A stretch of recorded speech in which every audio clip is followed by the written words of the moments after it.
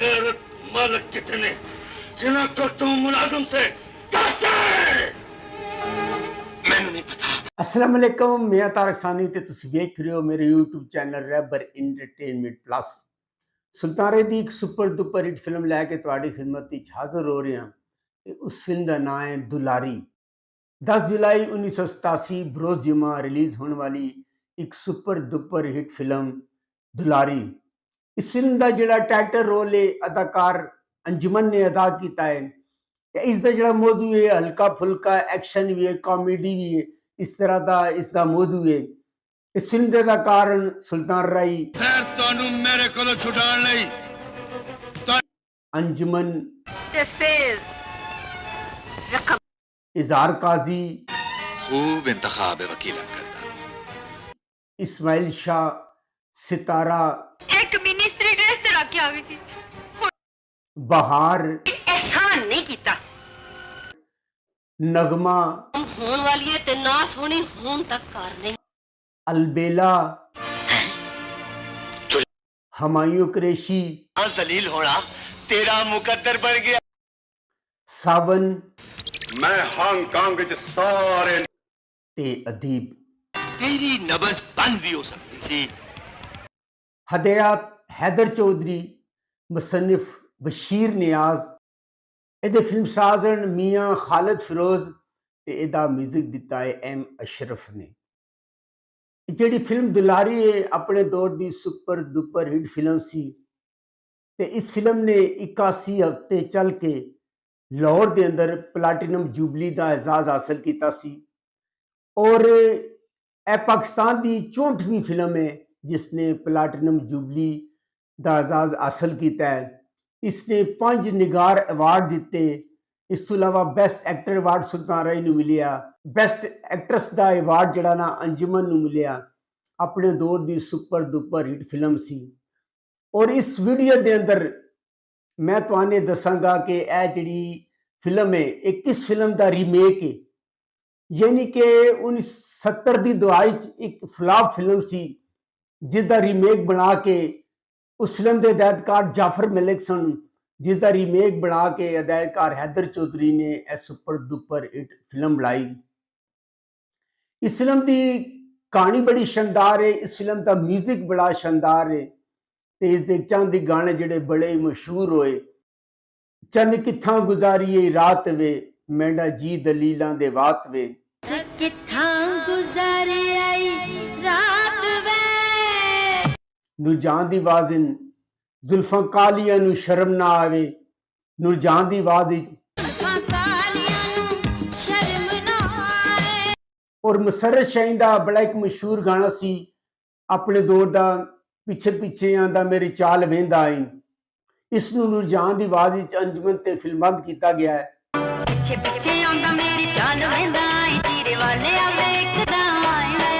और इस तो इलावा इस फिल्म की जिहड़ी सब तो अहम गल है कि इस फिल्म के अंदर अंजुमन ने डबल रोल अदा किया है और सुल्तान राई ने इस फिल्म के अंदर शेरू का किरदार अदा किया है। अंजुमन के जिहड़े माँ प्यो ने बचपन ही आबद अली ते सैका ने अंजुमन के माँ प्यो का रोल किया है। आबद अली की बीवी सैका बीमार होती है, बच्चा या बच्ची पैदा होने लगते हैं ते दाई नूं आके कहती है कि नवाब साहब ए मेरे वस का रोग नहीं है, तुसी इसनूं अस्पताल लै जाओ। आबद अली उसने अस्पताल लैके जा रहा होंदा है ते रस्ते च उसकी गड्डी एक खड्डे विच फस जाती है। सामने लगदा ते एक मकान होंदा है और जांदा है और जाके दस्तक देंदा है। अंदरों अल्ताफ खान बरामद होंदा है और नगमा होंदी है। अल्ताफ खान मियाँ होंदा है और नगमा उसदी बीवी होंदी है। और आबद अली उसनूं दसदा है कि मेरी बीवी बीमार है, बच्ची बच्चा होने वाला है ते मैनूं तुहाडी मदद की जरूरत है। खैर उन्हें लैके आंदा है और उन्होंने थोड़ी देर बाद खुशखबरी सुनाता है कि अल्लाह ने तुहानू एक बच्ची दी है। इस तो पहले आबद अली उहदे कोल पुछदा है कि करीब कोई लेडी डॉक्टर होए। वो लेडी डॉक्टर नूं लैन चला जाता है, पिछे उसकी बच्ची हो जाती और वो बच्ची उहदे हवाले कर दिंदे ने। असल उहदे घर 2 बच्चियां होंदियां ने, एक बच्ची नगमा रख लैंदी है क्योंकि वह भी बेऔलाद होंदी है।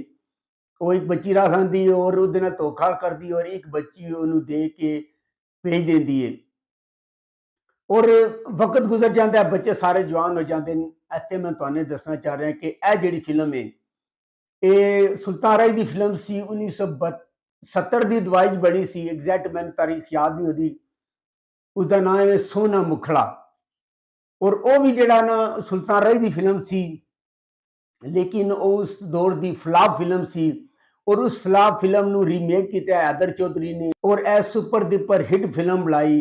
ਇਸ ਫਿਲਮ ਦੇ ਅੰਦਰ ਸੁਲਤਾਨ ਰਾਏ ਨੇ ਬੜਾ ਸ਼ਾਨਦਾਰ ਕੰਮ ਕੀਤਾ ਹੈ। ਅੰਜਮਨ ਦਾ ਫਿਲਮ ਮੈਂ ਤੁਹਾਨੂੰ ਦੱਸਿਆ ਕਿ ਡਬਲ ਰੋਲ ਹੁੰਦਾ ਹੈ। ਇੱਕ ਸਾਈਡ ਤੇ ਉਹਦਾ ਨਾਮ ਦੁਲਾਰੀ ਹੁੰਦਾ ਹੈ ਤੇ ਦੂਜੇ ਸਾਈਡ ਤੇ ਉਹਦਾ ਨਾਮ ਸਲਮਾ ਹੁੰਦਾ ਹੈ। ਦੁਲਾਰੀ ਉਹ ਹੁੰਦੀ ਹੈ ਜਿਹੜੀ ਨਗਮਾ ਕੋਲ ਰੱਖ ਲੈਂਦੀ ਹੈ, ਔਰ ਸਲਮਾ ਉਹ ਹੁੰਦੀ ਹੈ ਜਿਹੜੀ ਆਬਦ ਅਲੀ ਆਪਣੇ ਘਰ ਲੈ ਕੇ ਚਲਾ ਜਾਂਦਾ ਹੈ। ਔਰ ਉਹਦੀ ਬਾਅਦ ਹੀ ਉਹਨਾਂ ਤੋਂ ਮੀਆਂ ਬੀਵੀ ਦੀ ਡੈਥ ਹੋ ਜਾਂਦੀ ਹੈ।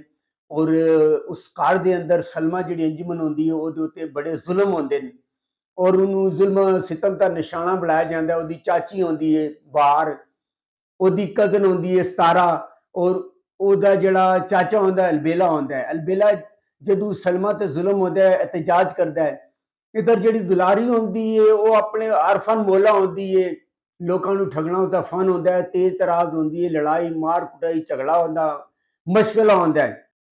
ਔਰ ਸ਼ੇਰੂ ਨੂੰ ਪਸੰਦ ਵੀ ਕਰਦਾ ਹੈ, ਲੇਕਿਨ ਸ਼ੇਰੂ ਉਹਦੇ ਉੱਤੇ ਇਜ਼ਹਾਰ ਨਹੀਂ ਕਰ ਸਕਦਾ ਕਿਉਂਕਿ ਸ਼ੇਰੂ ਨੂੰ ਉਹ ਕਹਾ ਵੀ ਨਹੀਂ ਪਾਉਂਦੀ।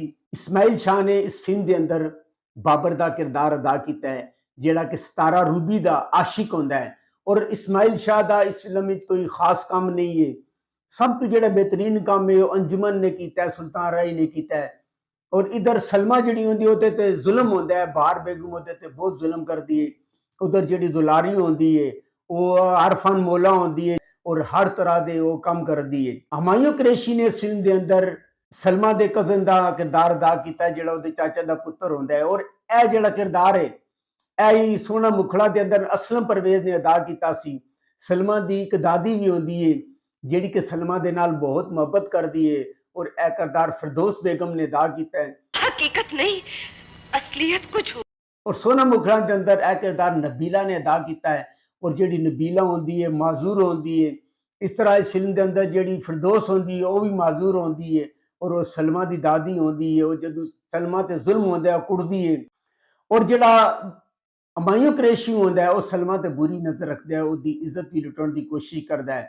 पर जी उसकी मां बहार बेगम होंगी वो किसी भी गल ते यकीन नहीं करती, ਉਹਦੇ ਤੇ ਜ਼ੁਲਮ ਕਰਦੀ ਹੈ। ਔਰ ਉਹਦੀ ਜਿਹੜੀ ਕਜ਼ਨ ਸਤਾਰਾ ਹੁੰਦੀ ਹੈ ਉਹ ਵੀ ਉਹਦੇ ਤੇ ਜ਼ੁਲਮ ਕਰਦੀ ਹੈ।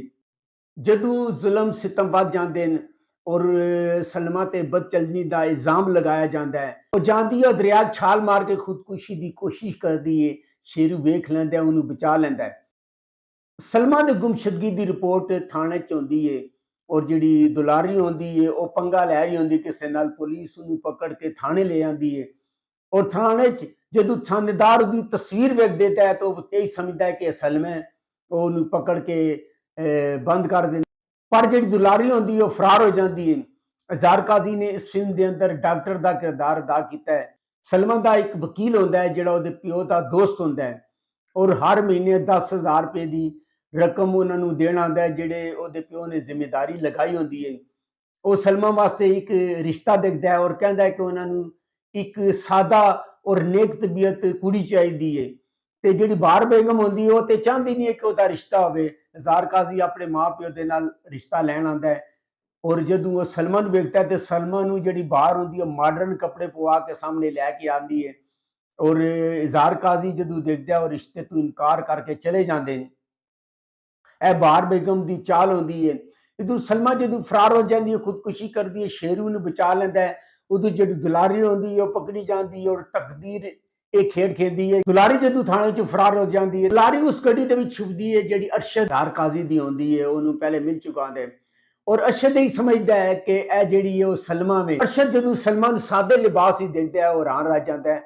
जदों उहदा प्यो नूं देखदा है, उहदी मां देखदी है, वो कहंदे ने कि साडी नूं ऐ बनेगी, उस घर च रहना शुरू कर देंदी है। जिहड़ा शेरू होंदा है, शेरू सलमा नूं चुक के अपने घर लै जाता है और जदों नगमा उसदे नाल मुहब्बत और प्यार नाल पेश आती है, वो ये कहती है कि चल कुछ वक्त प्यार की छांझ गुजार लै, उत्थे रहना शुरू कर देंदी है। शेरू नूं पसंद करती है और नगमा ते जिहड़ी सलमा होंदी है वो कुछ जेवर बेचण जांदे ने ते जिहड़ा उहदा कज़न होंदा है हमायूं कुरैशी उहदी नज़र पै जांदी, वो पीछा करदा है और उहनूं चुक के ले आंदा है। मां दुकान के अंदर दाखिल हो जाती है, सलमा ਆਪਣੇ ਕਤਲ ਨੂੰ ਵੇਖ ਕੇ ਫਰਾਰ ਹੋ ਜਾਂਦੀ ਹੈ। ਹਮਾਯੂੰ ਕੁਰੈਸ਼ੀ ਜਾਂਦਾ ਹੈ ਔਰ ਉਹਨੂੰ ਪਕੜ ਲੈਂਦਾ ਹੈ।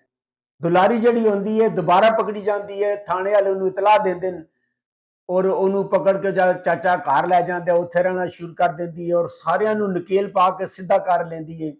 ਔਰ ਇਹਨੂੰ ਜਦੋਂ ਹਮਾਯੂੰ ਕੁਰੈਸ਼ੀ ਨੂੰ ਪਤਾ ਚੱਲਦਾ ਹੈ ਕਿ ਜਿਹੜੇ ਸਾਡੇ ਘਰ ਰਹਿ ਰਹੀ ਉਹ ਸਲਮਾ ਨਹੀਂ ਹੈ, ਉਹ ਕੋਈ ਹੋਰ ਹੈ।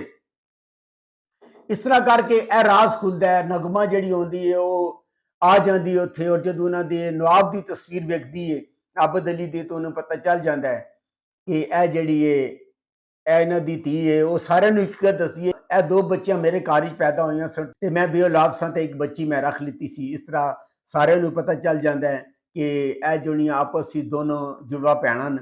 ਔਰ ਇਹ ਫਿਲਮ YouTube ਤੇ ਮੌਜੂਦ ਹੈ, ਤੁਸੀਂ ਜਾ ਕੇ ਵੇਖ ਸਕਦੇ ਹੋ। बड़ी ही ज़बरदस्त फिल्म है, बड़ी ही बेहतरीन कहानी है, इसका म्यूजिक बड़ा शानदार है, इसकी कहानी बड़ी शानदार है। अगर तुहानू मेरी मालूमात अच्छी लगी हो मेरे चैनल को लाइक करो, सब्सक्राइब करो, शेयर करो, तो नैक्सट वीडियो तक रब रखा।